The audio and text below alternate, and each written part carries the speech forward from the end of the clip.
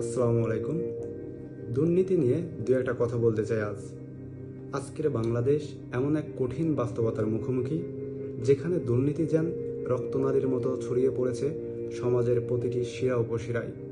প্রতিটি সেক্টরে যেখানে মানুষ সেবা পাওয়ার প্রত্যাশা করে, সেখানে দায়িত্বের বদলে দুর্নীতি মাথা তোলে।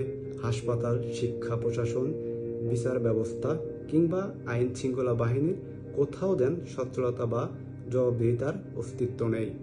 সরকারি প্রতিষ্ঠান উন্নয়নের কাজে নামে কোটি কোটি টাকা ব্যয় করে, কিন্তু বাস্তবে সেই কাজের মান এতটাই দুর্বল যে কিছুদিন না যেতেই বিল্ডিং ভেঙে পড়ে, রাস্তা গর্তে পরিণত হয়, প্রাণ হারায় নিরীহ মানুষ।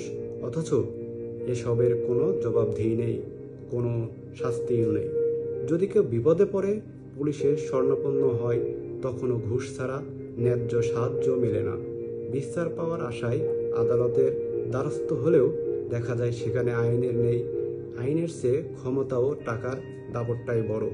দুর্নীতির এই অন্ধকার ক্রমে সাধারণ মানুষ চিরকাল শোষিত, অবহেলিত, ন্যায়ের আশায় প্রতারিত। আজ আমাদের জাতি এক ভয়াবহ পরিণতির দিকে এগিয়ে চলেছে। নৈতিকতার পতন, জবাবদিহির অভাব এবং সুশাসনের শূন্যতা মিলে একটি ভয়ঙ্কর ভবিষ্যতের দিকে ইঙ্গিত করছে। এর শেষ কোথায়, কতটা ভয়ানক হতে পারে, তা একমাত্র আল্লাহই জানে। আমরা শুধু প্রার্থনা করতে পারি যেন জাতি জেগে ওঠে এবং আলোর পথে ফিরে আসতে পারে। আসসালামু আলাইকুম।